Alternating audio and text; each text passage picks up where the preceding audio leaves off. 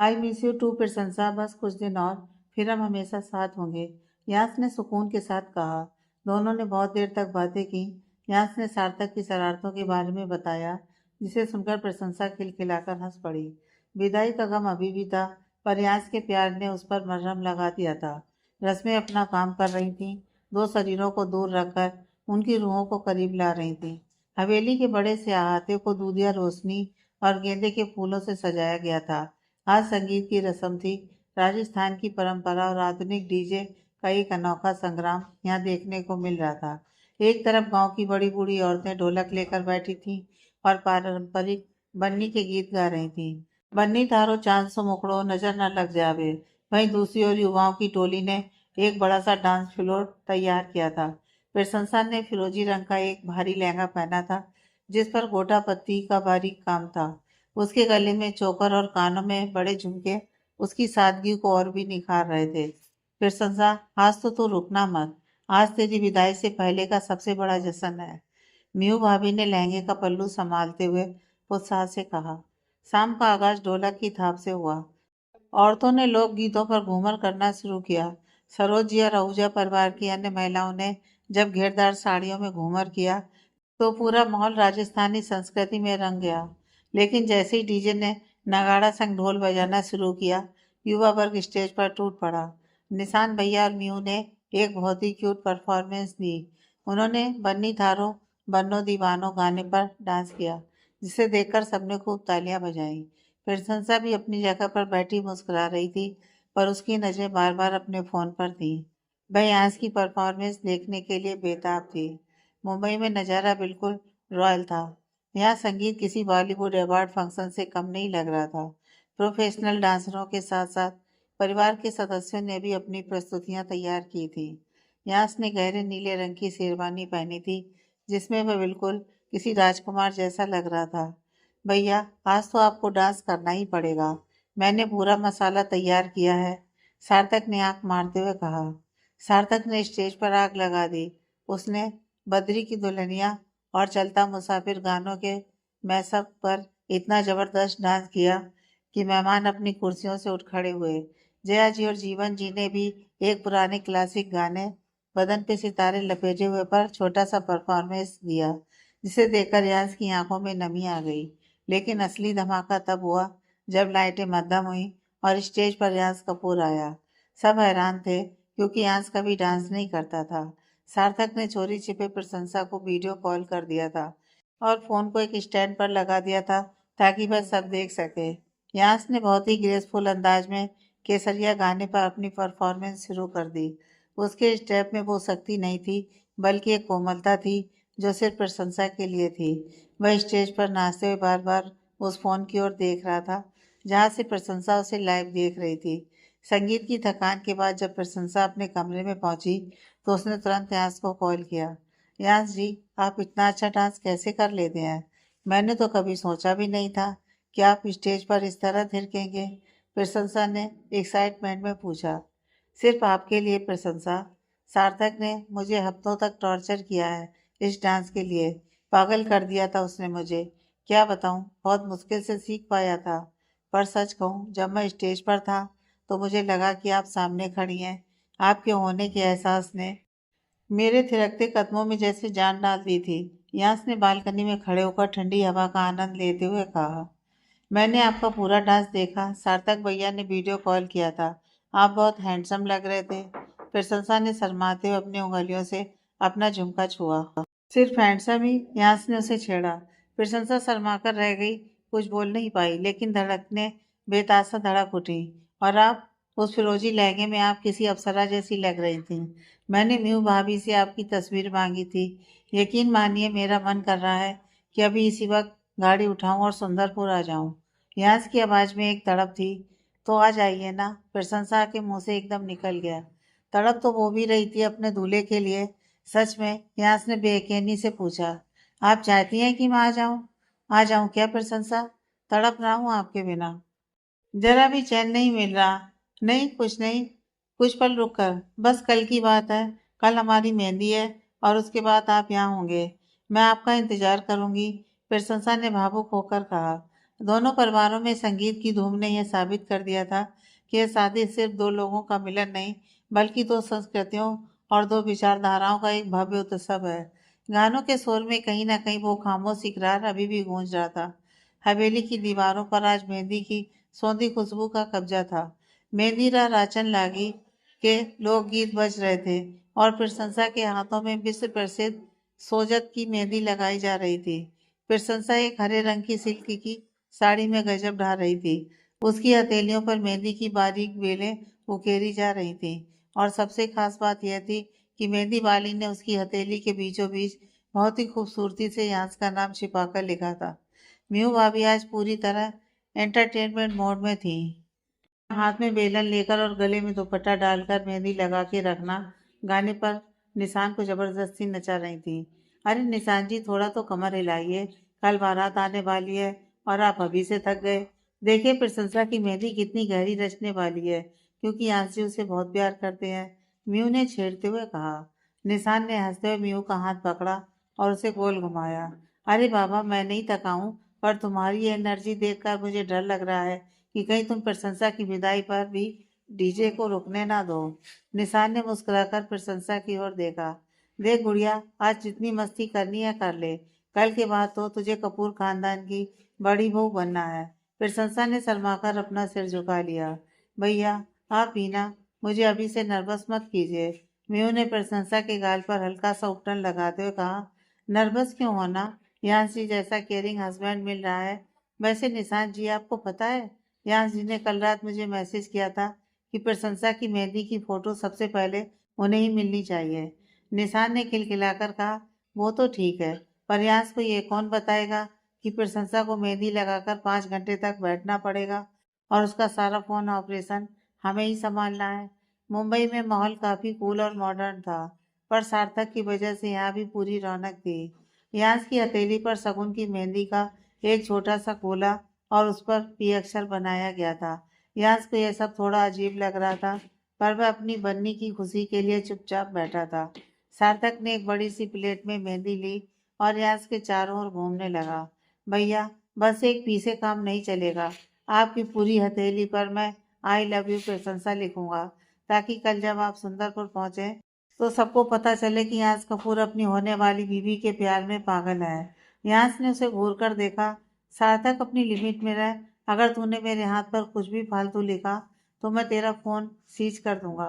अरे अरे दूल्हा तो देखो, आज भी धमकी दे रहा है। भैया थोड़ा कोमल बनिए, देखिए आपके दोस्त भी आ गए हैं। सार्थक ने अपने दोस्तों की तरफ इशारा किया, जो हाथों में कलर स्प्रे लेकर खड़े थे। सार्थक ने यांश के कुर्ते पर हल्दी और मेहंदी के निशान बनाते हुए गाना गाना शुरू किया। मेहंदी है रचने वाली, हाथों में गहरी लाली। उसने यांश के गालों पर मेहंदी की छोटी सी बिंदी लगा दी। अब आप परफेक्ट दूल्हा लग रहे हैं भैया। आज रात को हमें पैकिंग खत्म करनी है, क्योंकि कल सुबह 5 बजे हमें सुंदरपुर के लिए रवाना होना है। ग्रेट यांश कपूर की बारात में कोई कमी नहीं रहनी चाहिए। यांश ने अपना हाथ देखा और मुस्कुरा दिया। तू सच में पागल है सार्थक, पर थैंक यू मेरी शादी को इतना स्पेशल बनाने के लिए। सार्थक भावुक हो गया और उसने यांश को गले लगा लिया। भैया आप मेरे हीरो हैं, आपकी खुशी से बढ़कर मेरे लिए कुछ नहीं है। बस कल सुंदरपुर में तहलका मचा देना है। शाम तक दोनों घरों में मेहंदी का रंग चढ़ चुका था। प्रशंसा सुंदरपुर में यांश के ख्यालों में खोई थी और यांश मुंबई में कल की उस भव्य बारात की तैयारी कर रहा था, जो इतिहास रचने वाली थी। अगला दिन, आज का सूरज कपूर खानदान के लिए एक नया इतिहास लिखने वाला था। ग्रेट यांश कपूर की बारात का वक्त आ चुका था, लेकिन उत्सव के इस माहौल में यांश के चेहरे पर एक अजीब सी छटपटाहट थी। कारण था जया जी का सख्त फरमान। यांश, मेरी बात ध्यान से सुन ले। रस्मों के मुताबिक अब से लेकर जब तक फेरे नहीं हो जाते, तू प्रशंसा से ना बात करेगा और ना उसे देखेगा। यह हमारे खानदान की परंपरा है। जया जी ने यांश का कंधा थपथपाते हुए कहा। पर मम्मी, ये क्या बात हुई? मुझे कुछ जरूरी बात करनी हो तो? और उसका फोन भी स्विच ऑफ आ रहा है। यांश ने झुंझलाते हुए अपना फोन देखा। प्रशंसा का फोन सरोज जी ने अपने पास रख लिया है और तेरा फोन हम बंद नहीं करवा रहे, क्योंकि तेरी डील्स और बिजनेस कॉल्स जरूरी हैं। पर अगर मुझे पता चला कि तूने प्रशंसा को कॉल करने की कोशिश की तो मुझसे बुरा कोई नहीं होगा। जया जी ने प्यार भरी धमकी देते हुए कहा। यास बेबसी में सिर्फ अपना सिर हिला सका। दूसरी तरफ सुंदरपुर में भी यही हाल था। प्रशंसा का फोन स्विच ऑफ करके तिजोरी में रख दिया गया था। मैं बार बार अपनी खिड़की से बाहर देख रही थी, यह सोचकर कि यहाँ सब रास्ते में होगा, पर वह उसे एक मैसेज तक नहीं कर सकती थी। विरह की आखिरी कुछ घड़ियां किसी सदियों के इंतजार जैसी लग रही थी। सुबह 7 बजे निकासी की रस्म शुरू हुई। यास ने इस खास दिन के लिए एक शाही रॉयल आइवरी रंग की हैंड एम्ब्रॉयडर्ड शेरवानी पहनी थी। उस पर लगे असली जरदोजी के काम और गले में 7 लड़ी वाला पन्ना का हार उसे किसी रियासत का राजकुमार बना रहा था। सिर पर केसरिया रंग का साफा और उस पर जड़ी कलगी उसकी शख्सियत में 4 चांद लगा रही थी। भैया, आज तो आप कसम से किलर लग रहे हैं। भाभी सा तो आपको देखते ही बेहोश हो जाएंगी, सार्थक ने उसे चिढ़ाते हुए कहा। जब यहाँ अपनी विंटेज रॉल्स रॉयल में बैठा तो उसके पीछे 50 से ज्यादा लग्जरी गाड़ियां, ऑडी, बीएमडब्ल्यू और मर्सिडीज का एक लंबा काफिला शुरू हुआ। जैसी बारात मुंबई की सड़कों से गुजरी, लोग ठहर कर देखने लगे। गाड़ियों पर फूलों की सजावट और कपूर खानदान का रुतबा साफ झलक रहा था। सार्थक और यहाँ के दोस्तों ने गाड़ियों की छत से निकलकर फुटिंग और मस्ती शुरू कर दी थी। बुरा ना मानो, होली है नहीं, बुरा ना मानो, शादी है, सार्थक ने चिल्लाते हुए पूरी सड़क को सर पर उठा लिया था। बारात शाम को सुंदरपुर के पास बने एक आलीशान heritage resort the grand palace पहुंची। यास का मन वहां भी नहीं लग रहा था। वह बस बार बार अपने फोन को देखता, पर उसे मम्मी की धमकी याद आ जाती। उसके दोस्त उसे पूल साइड पर ले गए और वहां जबरदस्त बैचलर पार्टी जैसा माहौल बना दिया। अरे वो दूल्हे राजा, थोड़ा मुस्कुराओ, अभी से बीवी के ख्यालों में खो गए, अभी तो पूरी रात बाकी है। यास के बेस्ट फ्रेंड आर्यन ने उसके हाथ में जूस का गिलास थमाते हुए कहा। यार, मुझे बस ये लग रहा है कि वो ठीक तो है ना। कल उसे बुखार था और अब वो फोन भी नहीं उठा रही। यास ने अपनी बेचैनी जाहिर की। भैया चिल, भाभी सा एकदम फिट है। म्यू भाभी से मेरी बात हुई है, वो तो पार्लर में बिजी हैं और आप यहाँ देवदास बन रहे हैं, सार्थक ने बीच में कूदते हुए कहा। यास ने एक गहरी सांस ली। उसे एहसास हुआ कि आज की यह रात उसके जीवन की सबसे लंबी रात होने वाली थी। कल सुबह उसे तोरण मारना था और फिर वो घड़ी आनी थी जिसका उसे बरसों से इंतजार था। वह बिस्तर पर लेटा तो था, पर उसकी आंखों के सामने सिर्फ प्रशंसा का वो मुस्कुराता हुआ चेहरा था। सुंदरपुर की गलियां आज रोशनी से नहाई हुई थीं। जैसे ही शाम के 7 बजे दूर से ढोलक नगाड़ों की गूंज सुनाई देने लगी। हवा में आतिशबाजी का धुआं और जश्न की खुशबू तैर रही थी। ग्रेट न्याज कपूर की बारात आखिरकार हवेली के दरवाजे पर पहुंच चुकी थी। नजारा किसी राजसी उत्सव से कम नहीं था। सबसे आगे दो सजे धजे हाथी चल रहे थे, जिनके ऊपर बैठे लोग फूलों की वर्षा कर रहे थे। उनके पीछे सफेद घोड़ों की एक कतार थी और बीच में एक सफेद अरबी घोड़े पर सवार था यास कपूर। यास अपनी आइवरी शेरवानी और पन्ने के हार में इतना प्रभावशाली लग रहा था कि देखने वाले अपनी पलकें झपकाना भूल गए। उसके चेहरे पर एक अलग ही तेज था। हालांकि उसने अपनी माँ के कहे अनुसार प्रशंसा से बात नहीं की थी, पर उसकी नजरें हवेली की उस ऊंची खिड़की को ढूंढ रही थी जहाँ शायद प्रशंसा छिपी हुई उसे देख रही होगी। भैया देखिए, पूरा सुंदरपुर आपको देखने के लिए उमड़ पड़ा है। आज तो आप सच में किंग लग रहे हैं, सार्थक ने नाचते हुए घोड़े के पास आकर चिल्लाकर कहा। सार्थक और उसके दोस्तों ने बारात में इतना जबरदस्त डांस किया कि बाराती और घराती दोनों झूम उठे। बैंड वाले, आज मेरे यार की शादी है और दूल्हे का चेहरा सुहाना लगता है, जैसे गाने बजा रहे थे। जैसे ही बारात हवेली के मुख्य द्वार पर पहुंची, आहूजा परिवार ने फूलों की बौछार के साथ उनका स्वागत किया। यहाँ राजस्थान की सबसे महत्वपूर्ण रस्म तोरण मारना संपन्न होनी थी। यह रस्म दूल्हे के शौर्य और विजय का प्रतीक मानी जाती है। मोहन जी और निशान भैया ने आगे बढ़कर बारात की अगवानी की। यहाँ घोड़े से उतरा, उसके हाथ में एक पुश्तैनी म्यान वाली तलवार थमाई गई। सामने ऊंचे दरवाजे पर लकड़ी का सुंदर तोरण सजा हुआ था।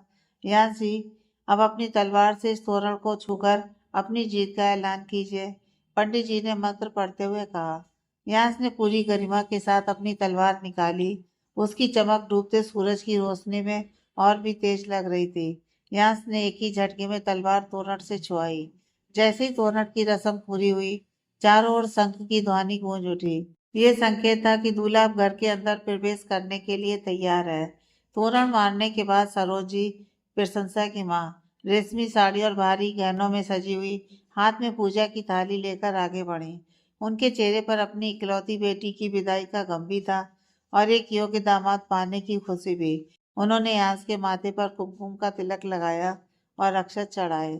जुग जुग जियो बेटा, हमारी प्रशंसा का हमेशा ख्याल रखना, सरोज जी ने भावुक होते हुए कहा और यांस की आरती उतारी। परंपरा के अनुसार उन्होंने अपनी उंगलियों से यांस की नाक खींचने की कोशिश की। नाक खिंचाई की रस्म, जिसे देखकर यांस के दोस्त जोर जोर से हंसने लगे। यांस, जो आमतौर पर बहुत ही रिजर्व रहता था, आज मुस्कुरा रहा था और इस मिठास भरी रस्म का आनंद ले रहा था। साहब, आप अंदर चलिए, आपकी दुल्हनिया आपका बेसब्री से इंतजार कर रही हैं। मीहू भाभी ने हंसते हुए रास्ता छोड़ते हुए कहा।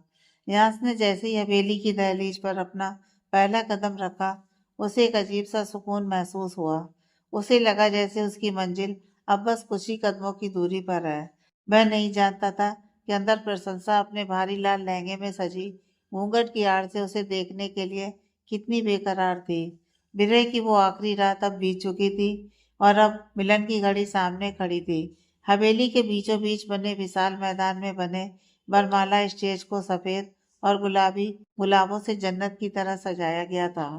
चारों ओर झूमरों की रोशनी ऐसी लग रही थी जैसे जमीन पर सितारे उतर आए हों। यहाँ अपने भाइयों और दोस्तों के साथ स्टेज पर पहले ही पहुंच चुका था। उसके दिल की धड़कनें आज किसी बेकाबू घोड़े की रफ्तार से भाग रही थी। वह अपनी शेरवानी की आस्तीन ठीक कर रहा था, जो उसकी बेचैनी को साफ जाहिर कर रही थी। अरे भैया, थोड़ा रिलैक्स कीजिए, अभी तो सिर्फ बरमाला है, फेरे तो बाकी हैं। आपका चेहरा देखकर लग रहा है जैसे किसी बड़ी कंपनी का टेक ओवर करने आए हो। सार्थक ने उसके कान में फुसफुसाते हुए चुटकी ली। यास ने उसे घूर कर देखा। सार्थक, चुप रहो, मुझे वैसे ही बहुत गर्मी लग रही है। तभी अचानक संगीत बदला। दिन सगनादा की मधुर और सुहानी धुन गूंज उठी। सबकी नजरें हवेली की विशाल सीढ़ियों की तरफ मुड़ गईं। फूलों की चादर के नीचे, जिसे निशान भैया और प्रशंसा के चचेरे भाइयों ने पकड़ रखा था, प्रशंसा धीरे धीरे आगे बढ़ रही थी। जब यास की नजर उस पर पड़ी तो उसके लिए जैसी पूरी दुनिया पौज हो गई। प्रशंसा ने सुर्ख लाल रंग का मखमली लहंगा पहना था, जिस पर असली सोने और चांदी के तारों की बारीक काम किया गया था। उसका लंबा घूंघट उसके चेहरे की मासूमियत को एक रहस्यमयी खूबसूरती दे रहा था। कुंदन के गहने, माथे पर सजी बड़ी सी नथ और आंखों में शर्म की वो चमक, वह किसी अप्सरा से कम नहीं लग रही थी। यहाँ से उसे बस देखता ही रह गया। उसकी आंखें प्रशंसा के चेहरे पर ठहर गई थीं। ये लोक इथरेल प्रशंसा, उसके दिल ने अंदर ही अंदर पुकारा। उसे याद आया जब वह पहली बार उससे मिला था, एक सहमी हुई लड़की, और आज वह उसकी अर्धांगिनी बनने जा रही थी। बरमाला की मस्ती और जंग छिड़ने वाली थी। जैसे ही प्रशंसा स्टेज की सीढ़ियों तक पहुंची, यांस ने आगे बढ़कर अपना हाथ उसकी तरफ बढ़ाया। प्रशंसा ने झिझकते हुए अपना हाथ उसके मजबूत हाथ में थमा दिया। जैसे ही दोनों का स्पर्श हुआ, एक बिजली सी दोनों के शरीर में दौड़ गई। स्टेज पर अब दोनों आमने सामने थे। निशान भैया ने माइक थामा और मजाक शुरू किया। यहाँ से इतनी आसानी से बरमाला नहीं डालने देंगे हम। हमारी सुंदरपुर की राजकुमारी को पाना इतना आसान नहीं है। क्यों मीहू? मीहू भाभी ने आंखें मारते हुए कहा। बिल्कुल यास जी, अगर आपको बरमाला पहननी है तो पहले हमारी एक शर्त माननी होगी। यास मुस्कुराया। शर्तें तो डील्स में होती हैं भाभी, यहाँ तो सिर्फ इकरार होगा। जैसे ही प्रशंसा ने बरमाला ऊपर उठाई, यास के दोस्तों और सार्थक ने उसे फुर्ती से अपने कंधे पर उठा लिया। यास अब प्रशंसा की पहुंच से बहुत ऊंचा हो गया था। प्रशंसा ने 2-3 बार कोशिश की, पर वह नाकाम रही। अरे ये तो सरासर चीटिंग है, म्यू भाभी चिल्लाई। निशान जी, सार्थक को देखिए कैसे भैया को हवा में उड़ा रहा है। जल्दी कीजिए, प्रशंसा को भी ऊपर उठाइए। अगले ही पल निशान और प्रशंसा के भाइयों ने भी उसे ऊपर उठा लिया। अब दोनों हवा में जमीन से 5 फीट ऊंचे एक दूसरे के आमने सामने थे। हंसी मजाक और तालियों के शोर के बीच प्रशंसा ने मौका पाकर फुर्ती से यास के गले में माला डाल दी। चारों तरफ से कन्फेटी और फूलों की बारिश शुरू होने लगी। जब यास की बारी आई तो सार्थक ने पीछे से यास का साफा ठीक करते हुए कहा, भैया झुकना मत, कपूर खानदान की आन बान शान का सवाल है, थोड़ा नखरा तो बनता है। लेकिन न्यास ने सबको चौंका दिया। जैसे ही प्रशंसा ने माला उसके करीब लाई, न्यास खुद ही धीरे से नीचे झुक गया ताकि प्रशंसा को कोई तकलीफ ना हो। उसने अपना सिर उसके सामने झुका दिया।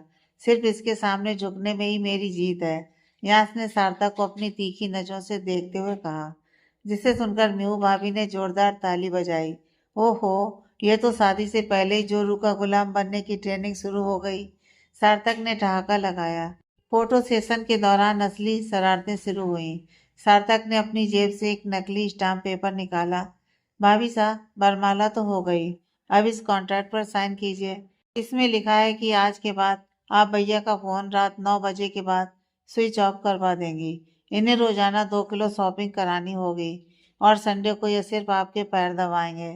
सार्थक ने पूरी हवेली को सर पर उठाते हुए कहा। यहाँ ने सार्थक का कान खींचा। तू सुधरेगा नहीं, जा यहाँ से और देख कि खाने की व्यवस्था ठीक है या नहीं। अरे भैया, खाने की चिंता मत कीजिए, मैंने जूता चुराई की रस्म के लिए पेट खाली रखा है।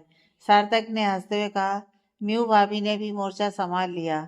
उन्होंने यांस के जूते की तरफ इशारा करते हुए कहा, यांस जी, सिर्फ साइंसी काम नहीं चलेगा। देखिए, मैंने और सार्थक ने पहले ही गठबंधन कर लिया है। हम आपके जूते ऐसी जगह छिपाएंगे कि आपको वापस मुंबई नंगे पैर या फिर सैंडल पहन कर जाना पड़ेगा।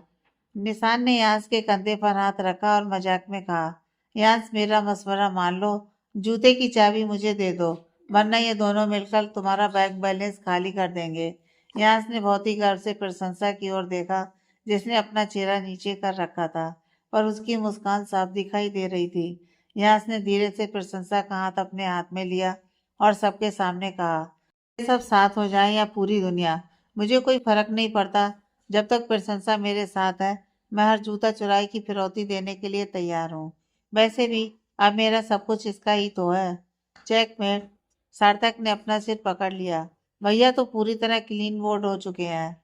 बरमाला की उस मस्ती भरी रात ने साबित कर दिया कि यह शादी सिर्फ दो लोगों का मिलन नहीं, बल्कि दो परिवारों के अटूट प्यार, खट्टी मीठी नोकझोंक और हंसी मजाक का एक यादगार उत्सव है।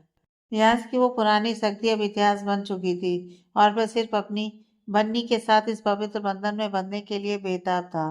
रात की ठंडी हवा में शहनाइयों की गूंज और भी मीठी लग रही थी, जैसे कह रही हो कि असली कहानी तो अब शुरू होने वाली है। वरमाला की रस्म के बाद जब यश और प्रशंसा को मंडप की ओर ले जाया जा रहा था, तब असली खेल शुरू हुआ। यश ने जैसे ही मंडप की दहलीज पर अपने कदम रखे, उसे अपनी जूतियां उतारनी पड़ी। वह जानता था कि उसके चारों ओर दुश्मनों का घेरा है। सार्थक, मीनू भाभी और प्रशंसा की सहेलियां। यांस ने अपनी मखमली जूतियां उतारी और सार्थक को एक चेतावनी भरी नजरों से देखा। सार्थक, अगर ये जूते यहाँ से हिले तो याद रखना कि तुम्हारी अगली गाड़ी का बजट मैं कैंसिल कर दूंगा। सार्थक ने मासूमियत का मुखौटा पहन लिया।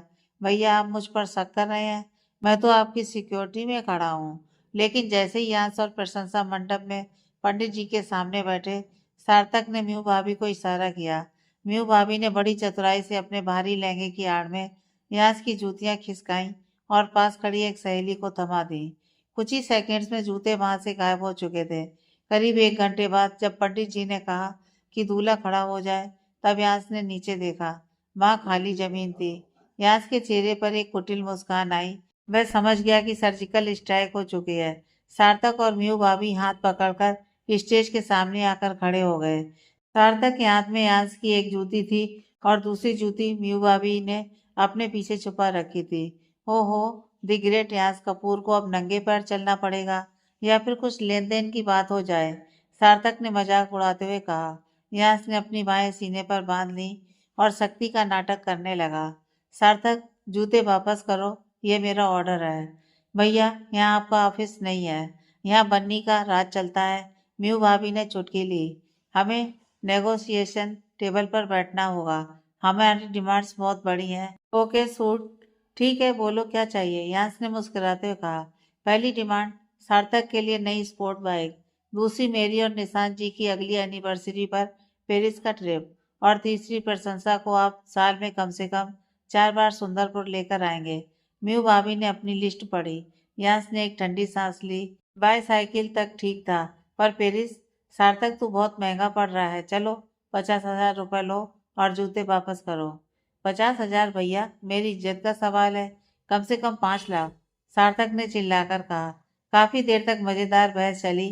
अंत में यांस ने हार मान ली। फाइन, सार्थक को बाइक मिलेगी और भाभी को पेरिस की टिकट्स। अब मेरे जूते दो वरना शुभ मुहूर्त निकल जाएगा। सार्थक और म्यू ने तालियां बजाई। यांस ने अपना पर्स निकाला और शगुन के पैसे बांटे। ये नेगोशिएशन किसी अरबों की डील से कम नहीं था, पर इसमें जो प्यार था वो अनमोल था। इसी शोर शराबे के बीच जब घर वाले पैसों के बंटवारे में व्यस्त थे, यांस धीरे से प्रशंसा के करीब झुका। प्रशंसा अपनी भारी घूंघट के नीचे अपनी उंगलियों से खेल रही थी। तो आखिरकार आपने अपने भाई और भाभी के साथ मिलकर मेरा बैंक बैलेंस खाली करवा ही दिया।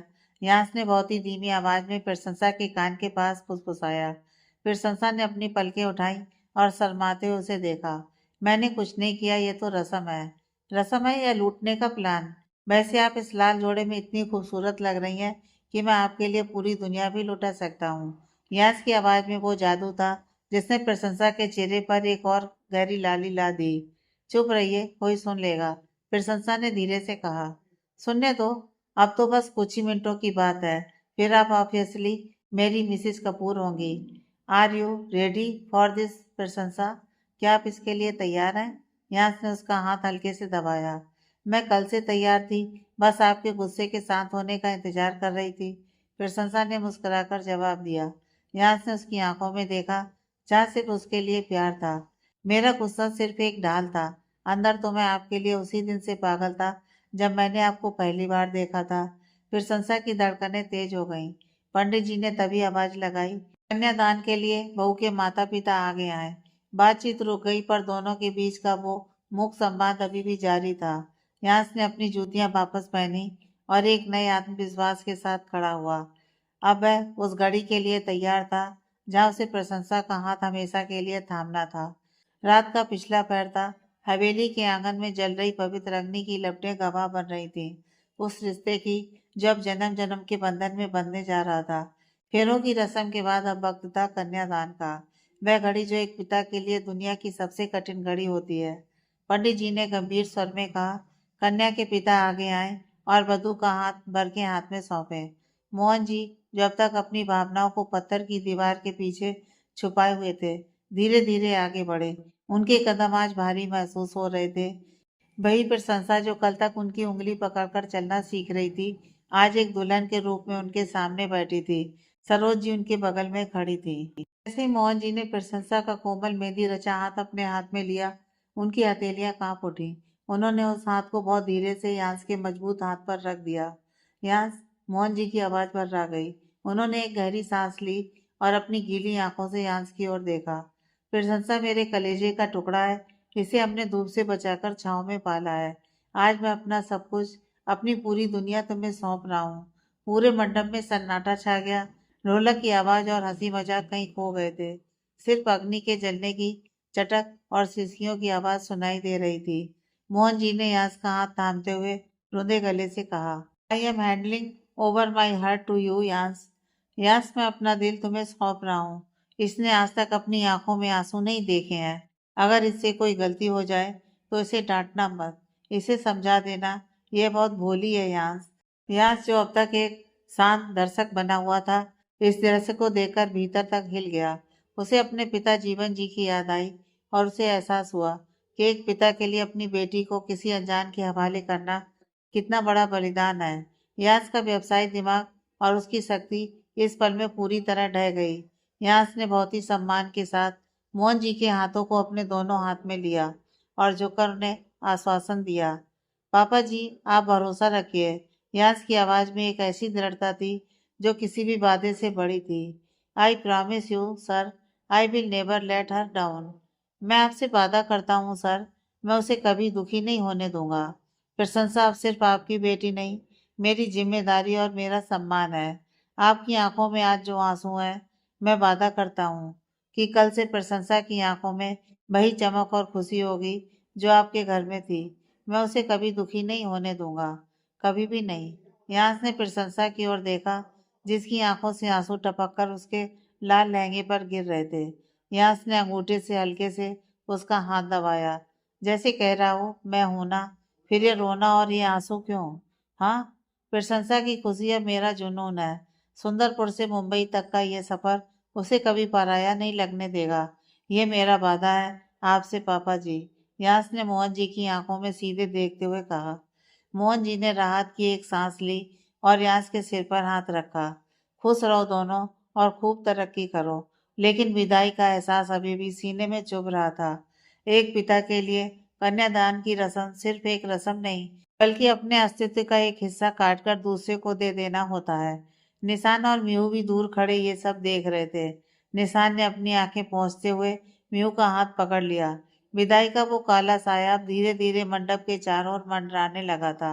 वह घर जहाँ कल तक प्रशंसा की पायल गूंजती थी, अब खामोश होने वाला था। बेटी जा रही थी अपने नए संसार की ओर, एक नए नाम के साथ, और पीछे छोड़ जा रही थी अपने पिता की वो सूनी आंखें जो हमेशा उसकी राह देखेंगी। कन्यादान की उस भावुक कर देने वाली रस्म के बाद अब वक्त था उस धागे को बांधने का जो दो जिंदगियों और दो परिवारों को हमेशा के लिए एक कर देने वाला था।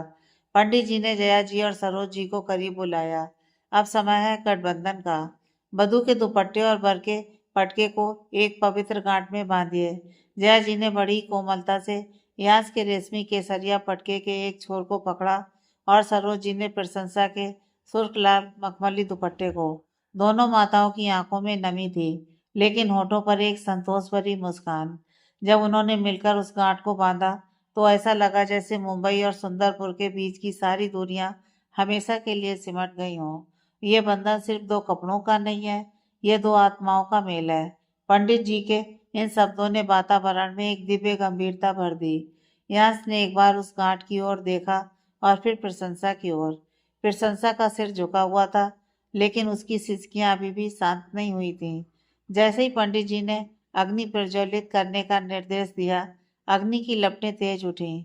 अब वर वधू अपने स्थान से उठें और सप्तपदी के लिए तैयार हों।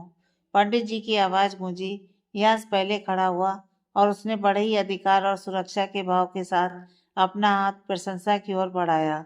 प्रशंसा ने कांपते हुए अपने हाथों को यास की हथेली पर रखा। जैसे ही यास ने उसकी उंगलियों को अपनी पकड़ में लिया, प्रशंसा को एक अजीब सी शक्ति और सुकून का एहसास हुआ। यास ने उसकी आंखों में देखा जहाँ आंसू अभी भी ठहरे हुए थे। उसने अपनी नजरों से ही जैसे उसे ढाढ़स बंधाया। I am right here with you always. मैं हमेशा तुम्हारे साथ हूँ। पंडित जी ने पहला फेरा शुरू करने का निर्देश दिया। यास आगे था और प्रशंसा उसके पीछे, उस पवित्र बंधन की डोर थामे हुए। पहला फेरा भोजन और पोषण के लिए।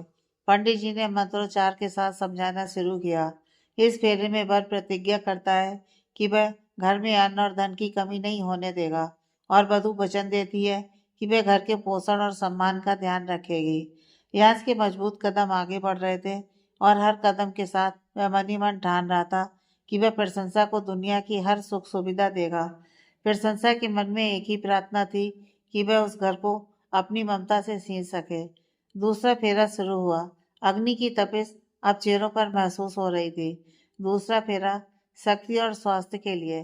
पंडित जी बोले, वर वचन देता है कि वह अपनी पत्नी की शारीरिक और मानसिक शक्ति बनेगा, और वधू वचन देती है कि वह हर बीमारी और विपत्ति में अपने पति का साथ देगी। यश ने प्रशंसा के हाथ को थोड़ा और कसकर पकड़ा। उसे याद आया कि जब प्रशंसा बीमार हुई थी तो वह कितना विचलित हो गया था। उसने दिल ही दिल में कहा, you will never have to face any pain alone Prashansa. Prashansa तुम्हें कभी किसी दर्द का अकेले सामना नहीं करना पड़ेगा। तभी प्रशंसा की आंख से एक बड़ा सा आंसू टपक कर सीधे यास की हथेली पर गिरा। वह आंसू गर्म था, जिसमें विदाई का दुख और नए जीवन का डर दोनों घुले हुए थे। यास को उस स्पर्श ने अंदर तक झकझोर दिया। उसने फेरा लेते लेते ही अपनी गर्दन थोड़ी मोड़ी और अपनी नजरों से प्रशंसा को देखा। उसकी आंखों में एक मूक बाधा था। ट्रस्ट मी, मुझ पर भरोसा रखो। प्रशंसा ने उस गहरे एहसास को महसूस किया और उसके आंसू धीरे धीरे थमने लगे। तीसरा फेरा शुरू हुआ। मंत्रों का स्वर अब और ऊंचा और प्रभावशाली हो गया था। तीसरा फेरा धन और समृद्धि के लिए। पंडित जी ने व्याख्या की, ये वचन है कि दोनों मिलकर परिवार की संपत्ति और मान मर्यादा को बढ़ाएंगे। वधू वर की संपत्ति की रक्षा करेगी और वर उसे पूर्ण अधिकार देगा। यास जो खुद एक बहुत बड़ा बिजनेसमैन था जानता था कि अब से उसका सारा साम्राज्य, उसकी सारी उपलब्धियां सिर्फ उसकी नहीं बल्कि प्रशंसा की भी है। वह उसे अपनी पार्टनर के रूप में देख रहा था, न कि सिर्फ एक पत्नी के रूप में। चौथा फेरा शुरू हुआ। इस फेरे तक पहुंचते पहुंचते वातावरण में एक अलग ही रूहानियत छा गई थी। चौथा फेरा सुख दुख और परिवार के प्रति समर्पण के लिए। पंडित जी ने गंभीर स्वर में कहा, वर स्वीकार करता है कि उसकी पत्नी उसके परिवार का पूर्ण हिस्सा है और वधू वचन देती है कि वह पति के परिवार को अपना मानकर उनकी सेवा करेगी। फेरा लेते समय प्रशंसा ने अपनी माँ और पिता की ओर देखा। उसे एहसास हुआ कि यह चौथा फेरा उसे अपने पुराने घर से पूरी तरह अलग कर नए घर का अभिन्न हिस्सा बना रहा है। रियाज के कदमों की दृढ़ता उसे सुरक्षा का एहसास दिला रही थी। उसे लगा कि भले ही वह अपने पिता का घर छोड़ रही है, लेकिन न्याज के रूप में उसे एक ऐसा इंसान मिला है जो उसके वजूद को बिखरने नहीं देगा। पंडित जी ने इशारा किया कि अभी 4 फेरे संपन्न हुए हैं। अग्नि के साक्षी में आधा सफर तय हो चुका है। न्याज के चेहरे पर एक विजेता जैसी चमक थी, जबकि प्रशंसा की आंखों में समर्पण का भाव था। वो दोनों अब सिर्फ 2 इंसान नहीं बल्कि एक इकाई बनने की दिशा में बढ़ रहे थे। हर मंत्र, हर वचन उनके दिलों के बीच एक नया पुल बना रहा था, जिस पर चलकर उन्हें अपनी बाकी की जिंदगी बितानी थी। अग्नि की पवित्र लपटें अब और भी सुनहरी लग रही थीं, जैसे वे भी इस अद्भुत मिलन की साक्षी बनकर गौरवान्वित महसूस कर रही हों। 4 फेरे पूरे हो चुके थे, जिनमें आस और प्रशंसा ने धर्म, अर्थ, काम और मोक्ष के प्रारंभिक आधारों को समझा था। अब बारी थी उन वचनों की जो ग्रस्त जीवन की नींव को और भी गहरा और मजबूत बनाने वाले थे। पंडित जी ने अपने चश्मे को ठीक किया और हाथ में गंगा जल लेकर मंत्रोच्चार को एक नई गति दी। अब 5वां फेरा प्रारंभ होगा। वधू और वर ध्यान दें। ये वचन आने वाली पीढ़ियों और जीवन की निरंतरता का है। यास ने फिर से एक कदम आगे बढ़ाया। प्रशंसा के पैरों की पायल की खनक और अग्नि की चटक मिलकर एक दिव्य संगीत पैदा कर रही थी। 5वां फेरा संतान और सुचिता के लिए। दूल्हा दुल्हन को वचन दे कि पंडित जी ने विस्तार से समझाना शुरू किया। यह फेरा हमें याद दिलाता है कि विवाह केवल 2 व्यक्तियों का मिलन नहीं, बल्कि कुल की मर्यादा को आगे बढ़ाने का माध्यम है। वर वचन देता है कि वह अपनी संतान के लिए एक आदर्श पिता बनेगा और वधू प्रतिज्ञा करती है कि वह आने वाली पीढ़ी को उत्तम संस्कार और प्रेम से सींचेगी। ये वचन है कि दोनों मिलकर एक मर्यादित और सुशिक्षित परिवार का निर्माण करेंगे। यास ने जब यह सुना तो उसने अनजाने में ही अपनी पकड़ प्रशंसा के हाथ पर और मजबूत कर दी। उसे एहसास हुआ कि आज के बाद उसके निर्णय सिर्फ उसके लिए नहीं बल्कि उसके होने वाले पूरे परिवार के भविष्य के लिए होंगे। उसने मनी मन खुद से कहा, I will be the strongest pillar for our future. प्रशंसा प्रशंसा मैं हमारे भविष्य के लिए सबसे मजबूत स्तंभ बनूंगा और हमेशा तुम्हारे साथ। छठा फेरा शुरू हुआ।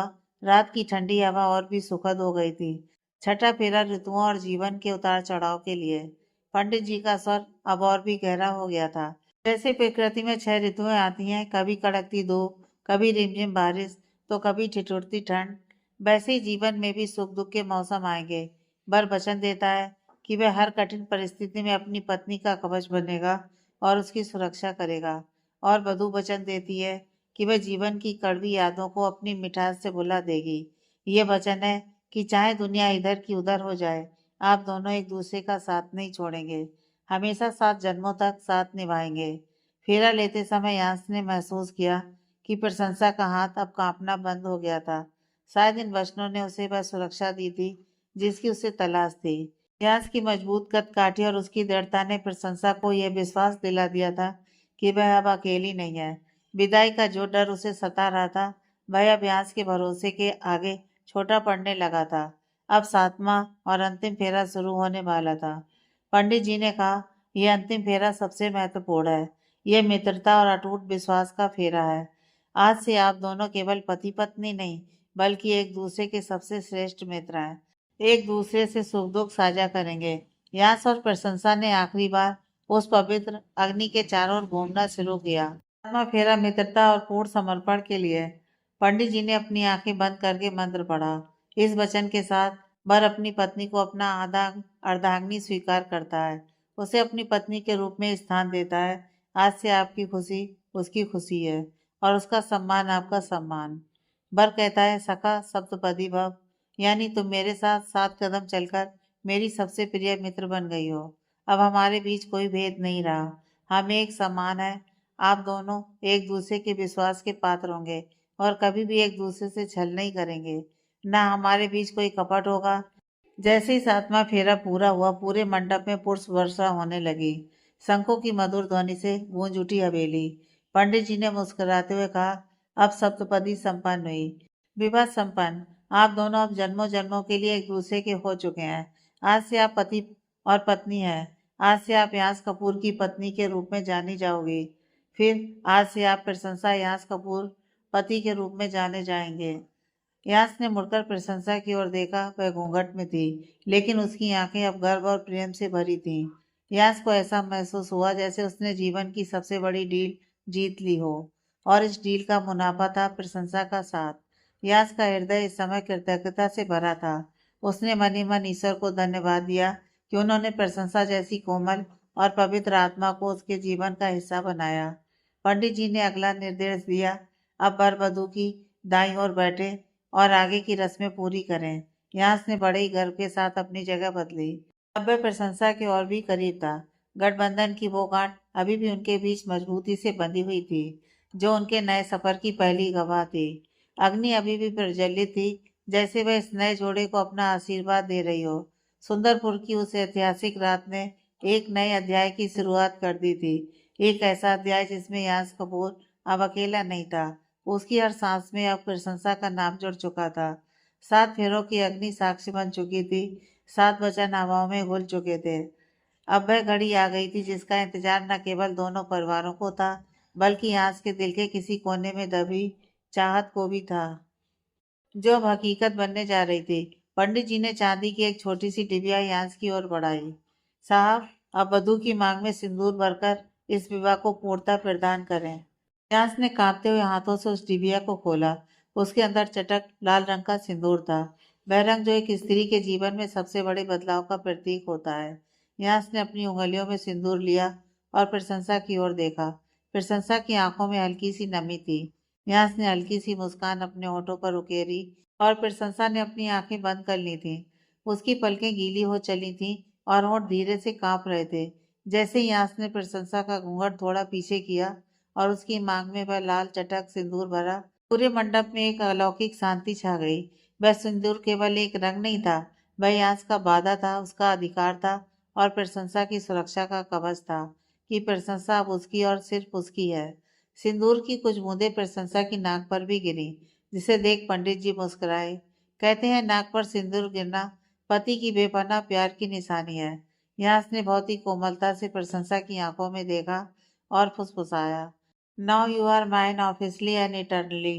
अब तुम मेरी हो, आधिकारिक रूप से और अनंत काल के लिए।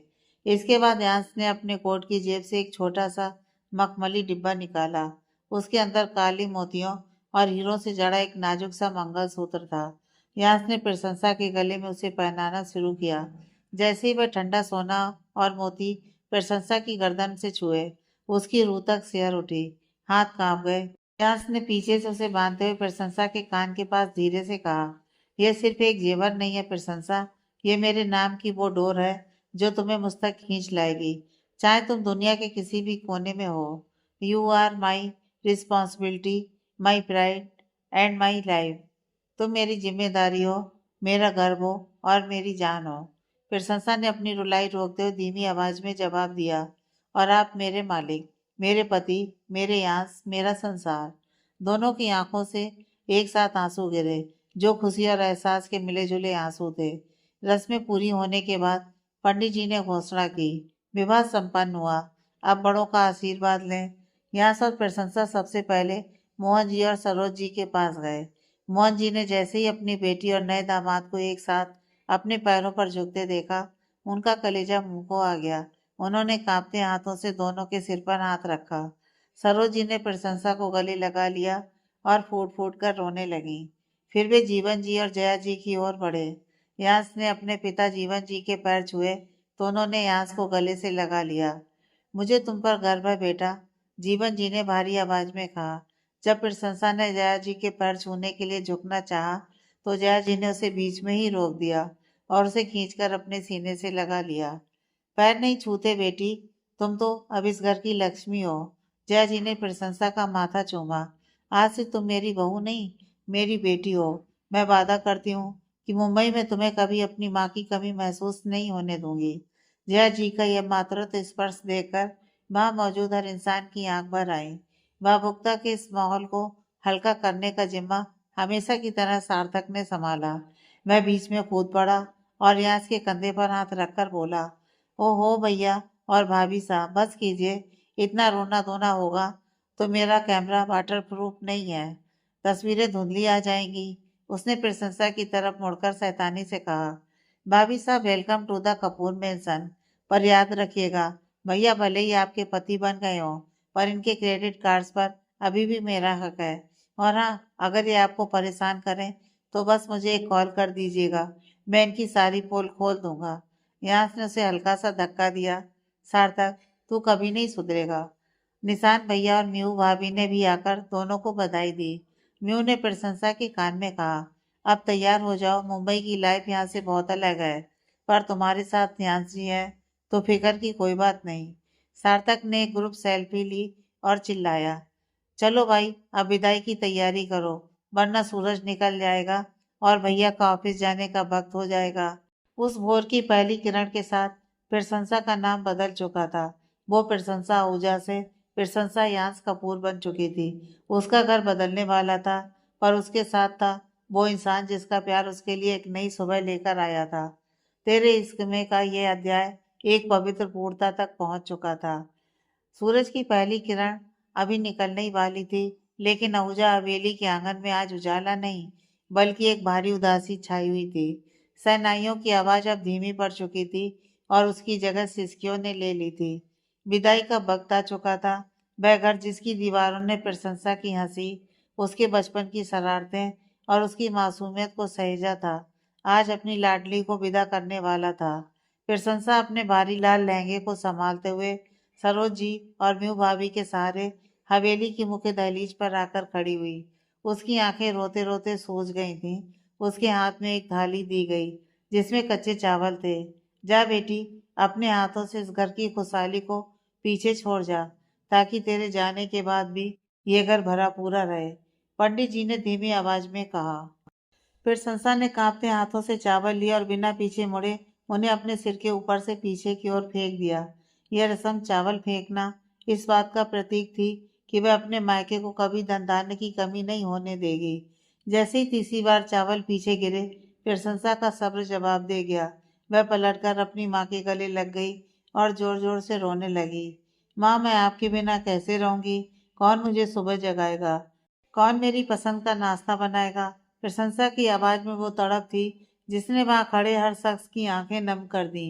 सरोज जी भी खुद को नहीं संभाल पा रही थी। वे बस अपनी बेटी के सिर को चूम रही थी। मोहन जी थोड़ा दूर खड़े थे।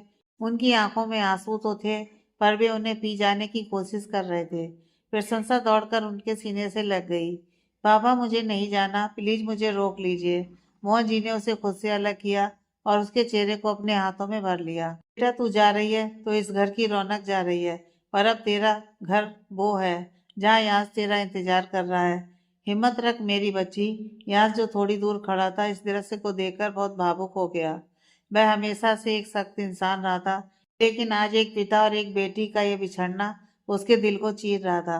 वह धीरे से आगे बढ़ा और उसने अपना हाथ प्रशंसा के कंधे पर रखा।